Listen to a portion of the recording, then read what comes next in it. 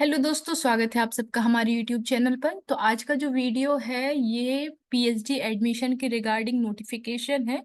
तो ऐसे स्टूडेंट जो अपना पीएचडी बायो से रिलेटेड किसी टॉपिक में करना चाहते हैं तो आप इसमें अप्लाई कर सकते हैं। ओके, तो अभी मैं बताऊंगी कि बायोलॉजी के कौन कौन से सब्जेक्ट यहाँ पे इन्वॉल्व हैं। ओके, तो ये जो इंस्टीट्यूट है ये है, आप यहाँ पे देख पा रहे होंगे, national institute of plant genome research. Okay, तो इसको बोलते हैं NIPGR। इसका जो शॉर्टकट फॉर्म है वो ये है। तो आप जैसे ही NIPGR करके सर्च करेंगे अपनी गूगल क्रोम पे, तो ये वाला जो पेज है वो ओपन हो जाएगा। आपको just NIPGR PhD admission 2024 search करना है और ये वाला पेज जो है वो ओपन हो जाएगा। तो आप यहाँ पे देख पा रहे होंगे कि national institute of plant genome research in is an autonomous institute. Okay, ये ऑटोनोमस इंस्टीट्यूट है और ये डीबीटी जो department of biotechnology government of India है उसके फंड पे ये काम करता है। मतलब डीबीटी जो है वो इसको फंड करती है फॉर रिसर्च। ओके, तो ऐसे स्टूडेंट जो अपना एमएससी और एनी इक्विवेलेंट डिग्री कंप्लीट कर चुके हैं 31 मार्च 2024, मतलब अभी जिनका रिजल्ट नहीं आया है या जिनका डिग्री चल रहा है। ओके, तो और यदि उनका ब्रांच लाइफ साइंस था या एनी डिसिप्लिन था जो कि लाइफ साइंस रिलेटेड हो, और यदि उनके 55 मार्क्स हैं, ओके 55% मार्क्स हैं, तो वो इसके लिए एलिजिबल है। अब यहाँ पे साफ साफ लिखा हुआ है SC ST OBC और PWD के लिए कुछ रिलैक्सेशन है जो कि मैं अभी बताऊंगी, आप वहां से देख सकते हैं। इसके साथ ही साथ आपका कोई नेशनल लेवल एग्जाम जैसे CSIR UGC net DVT JRF और selected through BET BING exam for JRF, ये आपका क्वालिफाई होना चाहिए। इसके साथ यदि आपका ये एग्जाम नहीं है, मान लो क्वालिफाई, और लेकिन यदि आपके साथ आपके पास DST इंस्पायर फेलोशिप है तो भी आप इसके लिए एलिजिबल हैं, आप अप्लाई कर सकते हैं। ओके, अब यहाँ पे फ्रंटियर एरिया एरिया क्या होंगे, सबसे पहला है प्लांट बायोलॉजी के रिगार्डिंग क्या क्या होगा आपका, development biology, genome analysis and molecular mapping, molecular mechanism of abiotic stress responses, plant microbe insect interactions and plant immunity, nutrition genome, genetic engineering, genome editing, molecular breeding for crop improvement। तो ऐसे ऐसे करके आपके बहुत सारे topics यहाँ पे होने वाले हैं। तो ये बहुत इंटरेस्टिंग एरिया है, यदि आप चाहें तो इसमें अप्लाई कर सकते हैं। इसके बाद जो selection will be made on the basis of interview और वाइवा। ओके, तो आपका पहले आप शॉर्टलिस्ट होंगे, इसके बाद आपका इंटरव्यू रखा जाएगा या वाइवा रखा जाएगा, उसके बाद जो भी रिजल्ट आएगा उसके हिसाब से आपका सिलेक्शन होगा।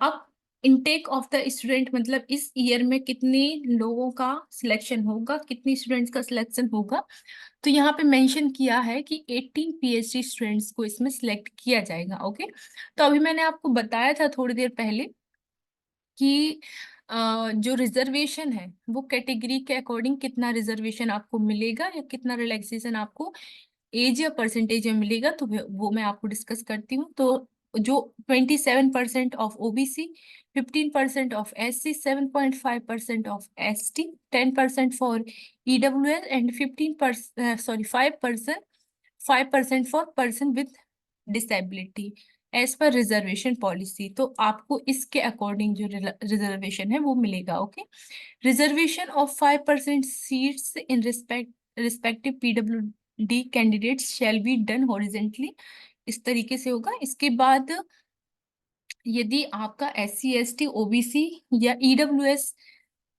कैटेगरी है आपकी या PW कैटेगरी है आपकी, तो आपको उसके रिगार्डिंग एक सर्टिफिकेट सबमिट करना होगा जो ये क्लेम करता है कि आप इस कैटेगरी से बिलोंग करते हैं या आप